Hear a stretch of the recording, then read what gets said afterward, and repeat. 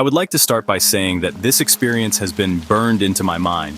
I feel like I could live to be 150 years old and it will never leave.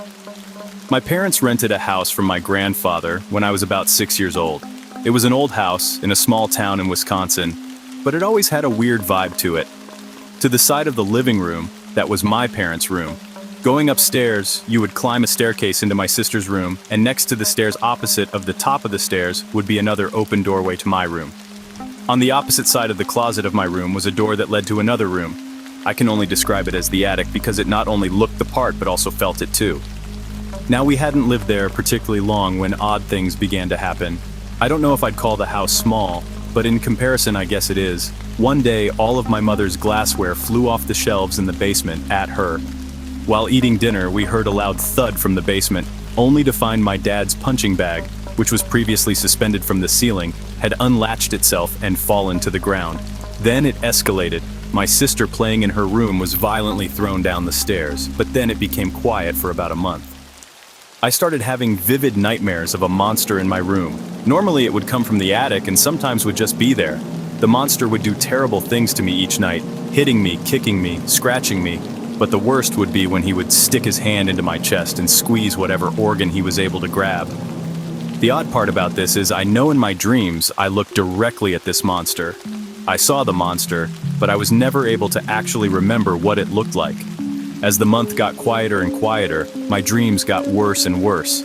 Some nights I wouldn't sleep, only for the nightmares to be more violent the next night. I grew more distant from my family each day. My parents' relationship got worse, and both me and my sister could tell by the amount of arguing. One day I tried to talk to my parents about my nightmares. I was on medication for my ADHD, but I had been on it for the past few years without anything like this happening before. I tried my best to get their attention, but they were busy arguing and ignored me. Sadly, my sister overheard me.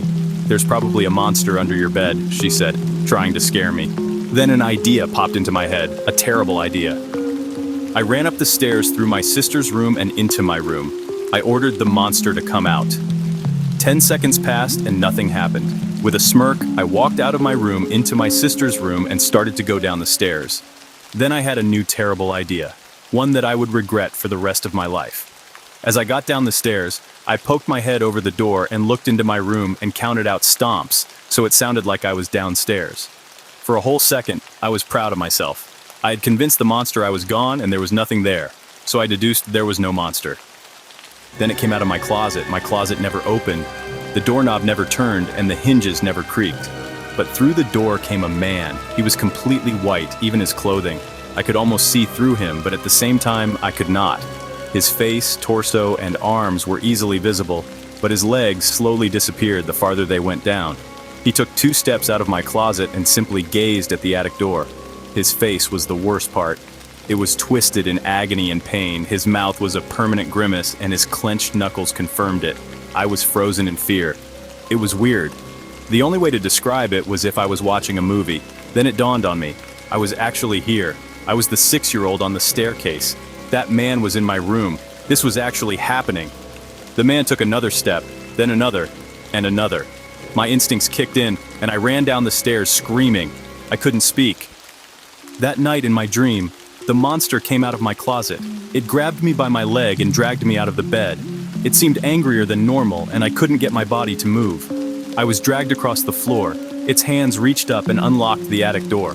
It dragged me into the attic, and the door just seemed to close on its own. I was in the middle of the attic. The monster stood over me as if contemplating what to do to me. Then suddenly I was awake. I looked around me. Slowly the pieces started coming together. My googly mind registered the boxes, my hand feeling the cold wooden floor. I was in the attic. I walked to the door as calmly as I could muster. The doorknob turned, but as I pulled my weight away from the door, there was no give. I was locked in the attic. I screamed. My parents rushed to my aid and let me out. Looking back, I don't remember much after that night. I know I slept on the couch in the living room for a long time after that, and I know I never had another nightmare. A few years ago, now 23, I told my mom what had happened. I drew her a sketch of the man I saw that day. We decided to do some research on people who lived in the house before us. Lucky for us, my grandfather kept all the info on past renters organized, and I was able to find what I needed. The couple that rented the house before us was an older couple. The man passed away in the attic from a heart attack. The lady moved to a nursing home and passed away a little after the last encounter with the monster. I'm not sure what to make of all of it, and I am not sure I want to know anymore. But in the same folder as the renter info was a picture of the couple, and I swear the same man in the photo was the man I saw that day so long ago. To whoever or whatever tormented me as a child, may we never meet again.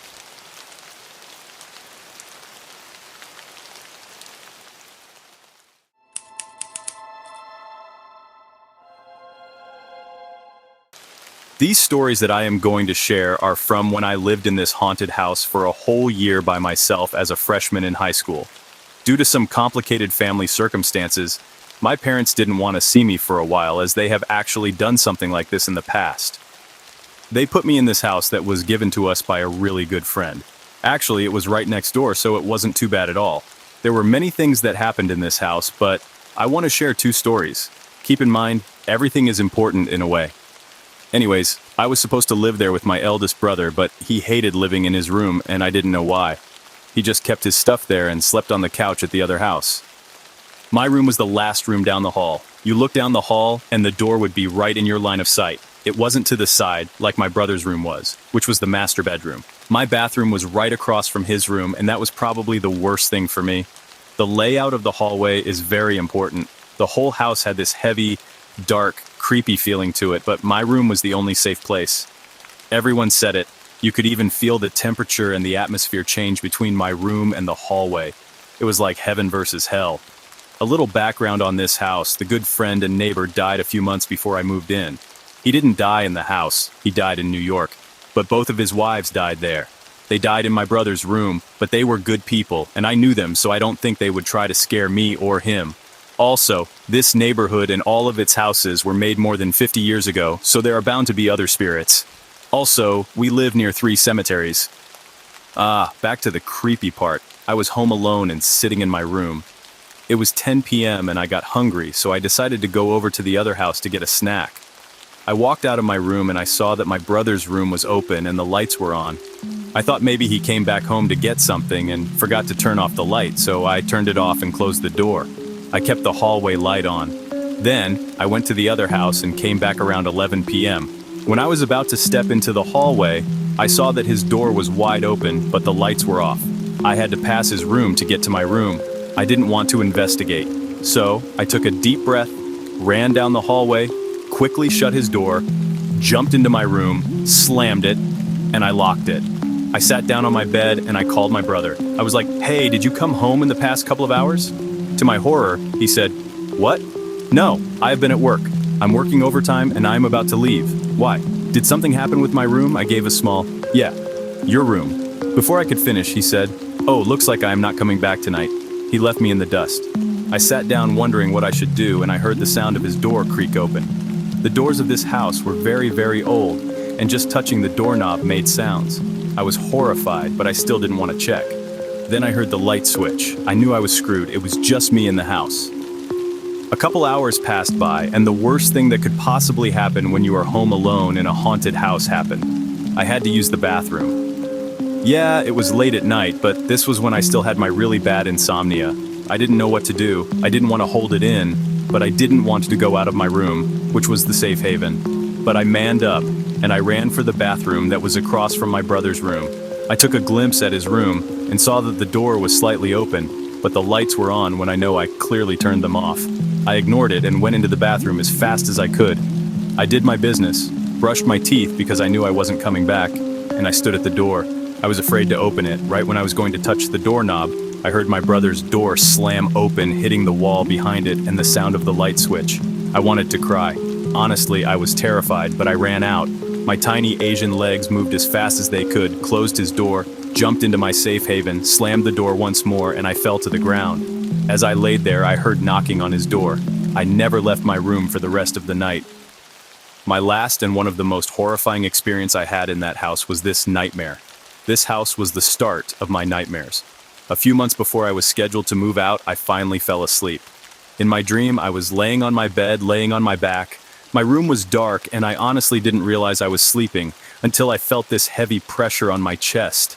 I knew I was experiencing sleep paralysis again because I couldn't move and I couldn't scream.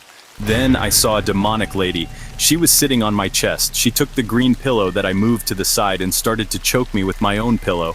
I could hear her hysterically laughing as she pressed the pillow on my face. At this moment, I was able to move my arms and was trying to rip the pillow off my face. But that didn't work at all, and I couldn't scream or breathe. Then I heard, "You are mine now." I immediately woke up after she said that. I was sweating and trying to catch my breath. I thought it was just a normal sleep paralysis moment, but when I finally regained my senses, I felt like the blood drained from my face. My green pillow that I clearly moved to the side before I went to sleep was laying on top of my chest. When I moved out of this house, I asked my brother why he hated sleeping in his room. What I found out horrified me. He said that there were these 2 porcelain dolls that came with his room. He moved them out to the patio and thought it would be all right. Then a couple days later, he found one of them on top of this brownish-red dresser and one inside that same dresser that he didn't use, but it came with the room. After that, the dolls moved around the house, and sometimes it would come back to his room. Not only that, he felt like he was being watched by many people. That was why he didn't want to sleep in there. He said that he envied me because my room felt so safe and calming. What bothered me was, when I moved out of the house and back into the original house my family owned, that haunting feeling left that house along with me. Well, now I know I brought something back with me, and to this day, I still get these nightmares and see that lady in my dreams.